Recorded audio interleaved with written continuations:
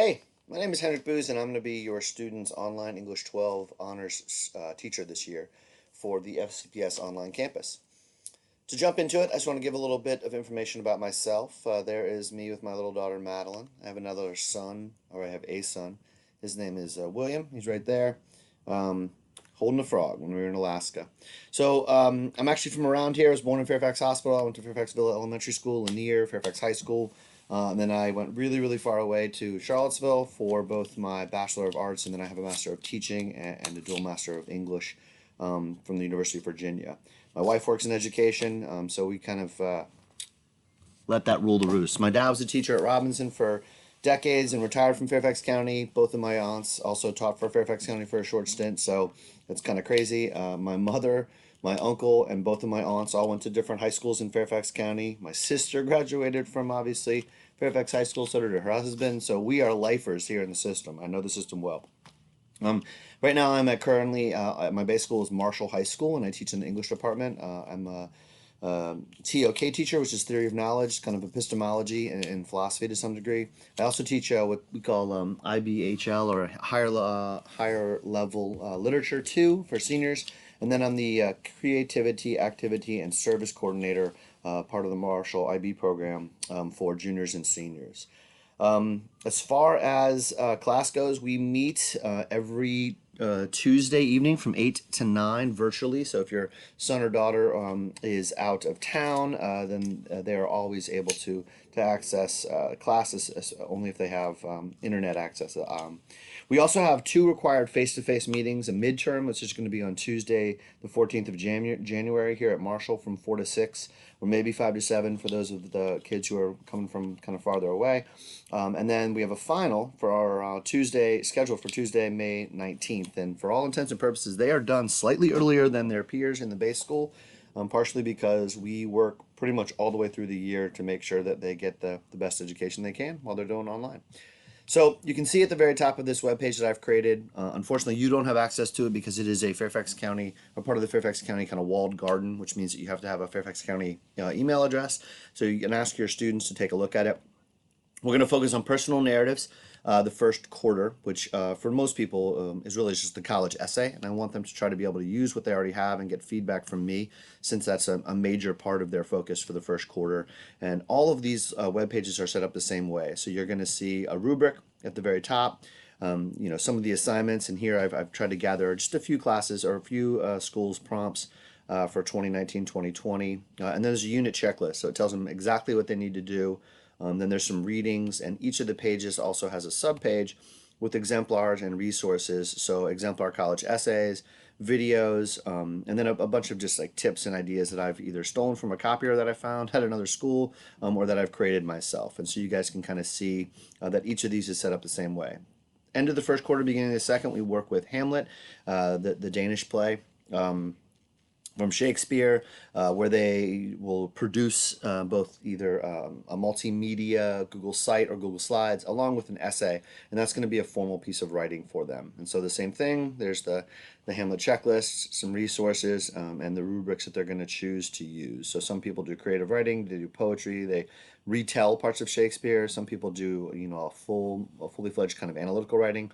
Other people tie Hamlet to their lives and continue with the personal narrative. I want them to have some choice in the class. It's end of third quarter or end of second quarter, beginning of third, we do a research paper, and that's of their own choosing. They can choose to go ahead and work with an expository research paper, or explaining, factual basis of something like climate change or some sort of history of film production. But the highest they can earn there would be a C, because Fairfax County really wants students to work with arguments, argumentation, thesis, antithesis, synthesis, counterclaims, if you will. And so students who are going to choose the argumentative research paper are going to have the opportunity to earn a B or an A for that part of their grade for the quarter. If you click over here, it's not enough room. End of third quarter, beginning of fourth, we do Brave New World, Aldous Huxley's novel. Written in the 1930s. It's really about the future, several hundred years in the future, and it really deals a lot. Obviously, it's dystopian, but it also deals with biomedical ethics, and strikingly enough, a lot of history. There's a lot of allusions to different historical figures: Thomas Malthus, Karl Marx, Lenin, a variety of people there. So here you can see the same thing. We have shared docs, we have their unit checklist. There's some resources for the novel right there, videos, etc., etc. Their product for this one is going to be a comparison of some aspect of Brave New World in the literature and the fiction, and the nonfiction elements that either he inspired Huxley or that they see today. So people have done everything from CRISPR and cloning, relatively newer scientific kind of breakthroughs, to elements like organ transplants, or even in vitro fertilization, which is kind of prevalent in Brave New World. Then the last thing that they're going to do is a film study, and the film study is meant to be just kind of a funner activity. They watch 2 to 3 films from a famous director, or if they want to choose a genre, comedy, westerns, maybe even documentaries. We're going to look a little bit about certain film terms, and we have them create a website based on what they've done, so that they're more familiar with some of the multimedia pieces that they're maybe using in college and in the workplace. Tons of resources at the bottom of each of these pages. In addition, if students so choose, they can do a choice text, which helps to boost their third and fourth quarter grades.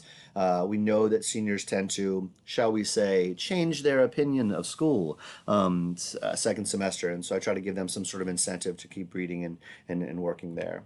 As far as the resources that are available to them on the drop-down menu here, they're going to be using a great deal of technology, and so what we try to get them to use are pieces like Flipgrid, that are little videos that they're able to upload, 90-second videos. We are going to have them work with Google Sites, which is a web browser or web-based kind of program within the Google ecosystem. We have Google Suites for Education through Fairfax County. We work with SafeAssign to make sure that they understand how to cite properly, and that they know exactly what plagiarism is. Screencast-O-Matic is a longer video program, something that I'm using right now to record this video for you guys.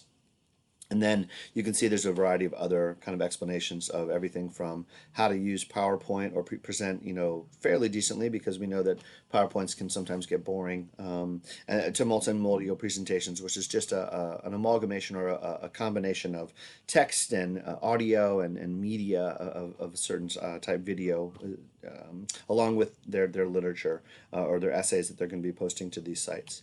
And then the other resources that we have available there are pretty much my own tutorials. I have a Fairfax County created YouTube page. I'm going to pause that before it starts, and you can see that there is the intro video from last year for all the students, research tutorials, explanations of how to work with hanging indents in their works cited, navigating back and forth between Blackboard and Google Classroom, something I'm going to show you momentarily, and then intro to research and a variety of other things. So I find that if I can film these videos, they're a little bit more tailored to our class, and so I try to use this resource as much as I can. So let me jump into what your students are seeing and what they're going to use. Almost all the material for class is going to be on Blackboard, and you can see that there are these radio buttons over here to the side. Each week they log into Collaborate, which is a hybrid chat system, by clicking on that third button down. If they miss class or miss chat, they can't earn the highest grade for participation, but they are able to look at the recordings. We've only had one chat so far, so there's only going to be one listed here. They just click on that and they go right to it. If we go back to the main page, each week they're going to do a discussion board, and you can see that almost everybody has completed the discussion board doing the introductions. Then the first one's pretty simple. It's about apprehensions and excitement for their senior year. That's something we did in chat the other day so that they can kind of get ahead. And then from there on out, we have discussion boards each week that they're going to attach to their weekly worksheets on everything from parallel structure to questions. If we not the Oedipus, but Brave New World is asking them to look at some of the mottos: community, identity, stability in the text. And so sometimes they're literature based, sometimes they're more composition or research based, but they're all meant to get the kids kind of engaged. Here is the button that they're going to click on the most. All of their units are located in what, this radio button, what we call package files. So just opening up the year personal narratives, they click on this college essay piece, got to click a bunch of buttons, and each week they have a lesson, 5 lessons on, obviously, what we call the column or college essay. So there's a little bit of reading here, and you can see these hyperlinks to some of the reading. Every once in a while, we've posted a video, and I try to update this as often as I can. Some of the directions in here may not actually be for our class. This is something that's for all 12th grade online classes across the county. So I try to explain to them when I don't like one of the resources, whether they should skip it. So every week they have that discussion board. They have a little bit of reading.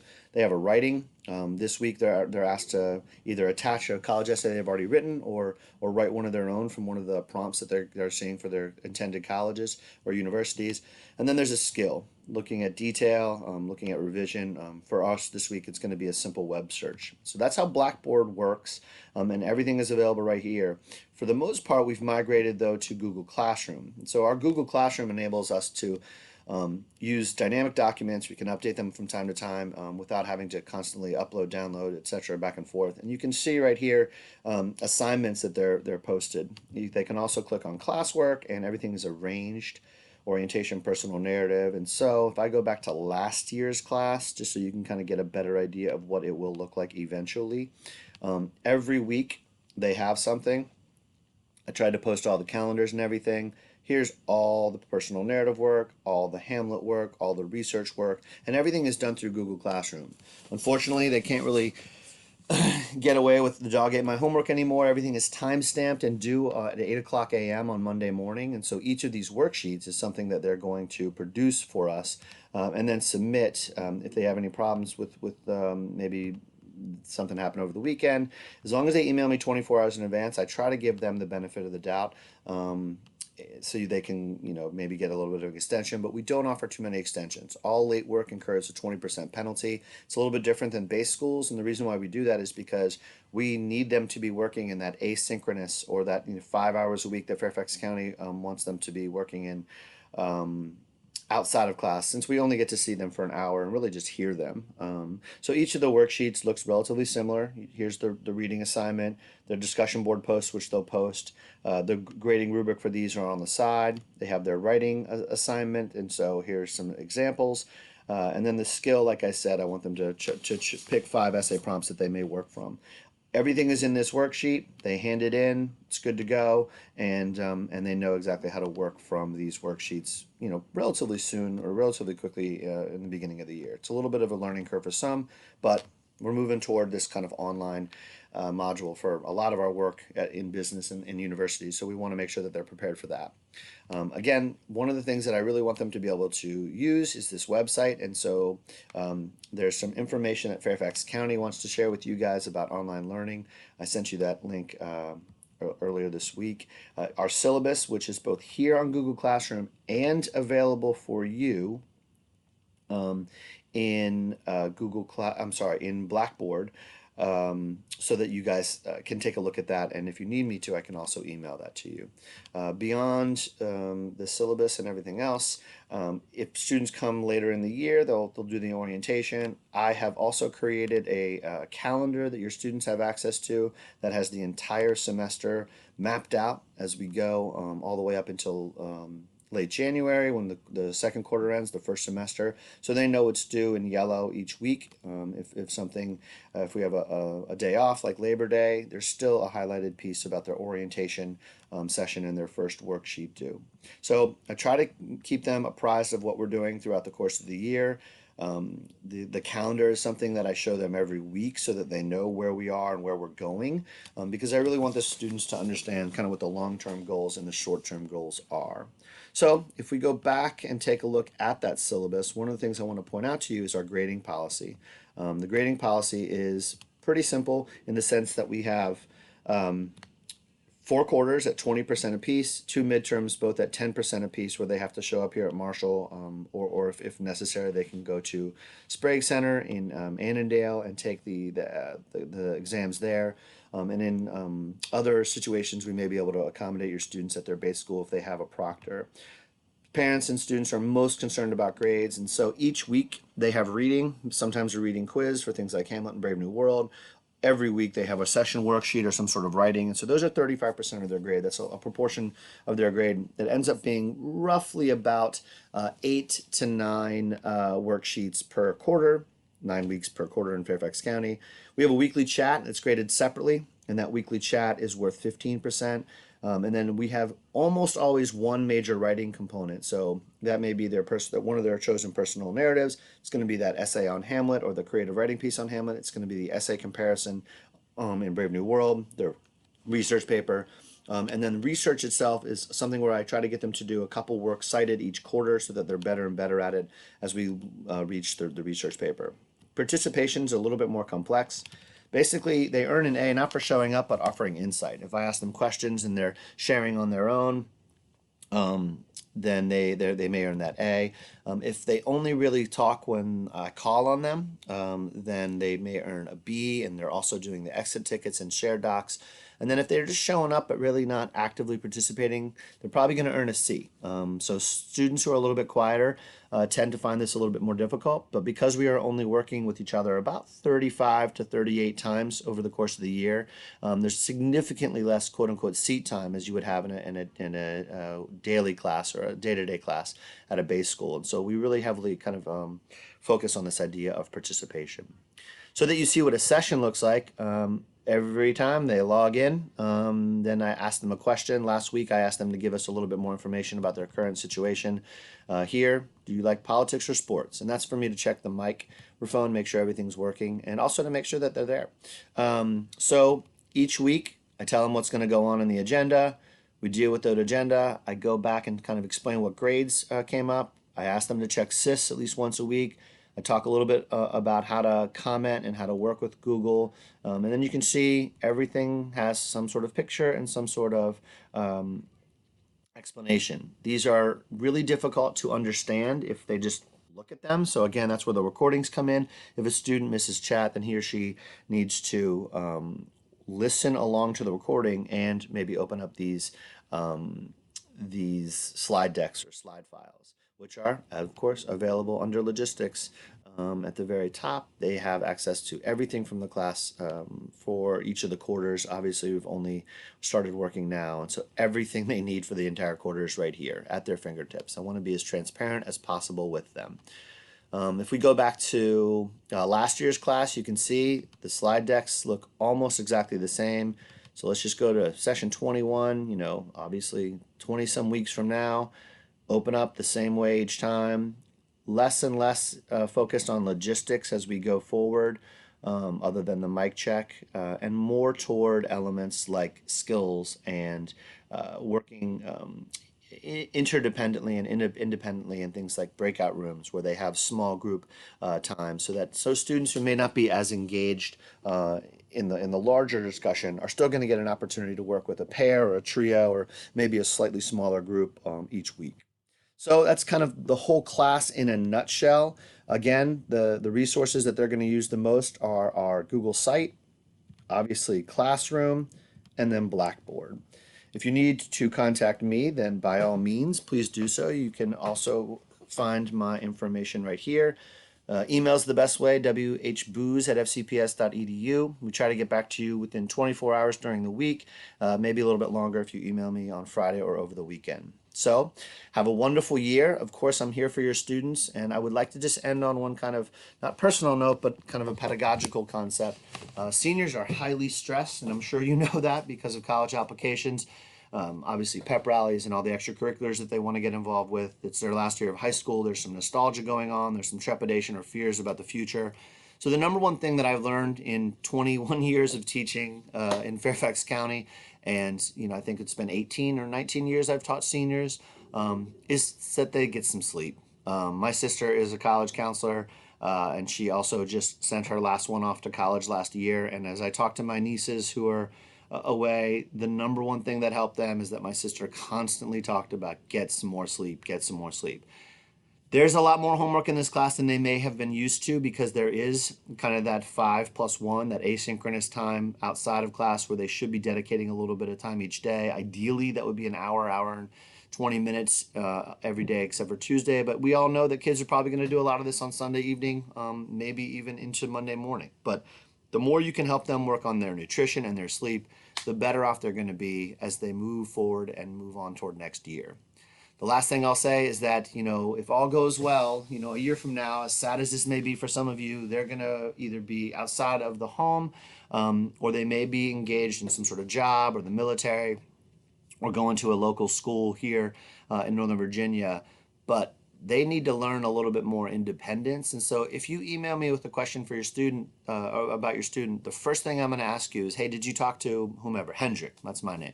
Did you talk to Hendrik about this? Because he or she's going to know class, he's going to know class a little bit better. I am still here for you all the time. If you need to talk on the phone because you don't like email, that's totally fine. We can set up a time via email to do that. So thank you so much for allowing me to work with your students. They are gunners. They love, doing some of this work because they get a little bit more freedom here.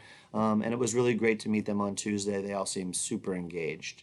Have a wonderful, week, month, year, and relish the time you have with your kids.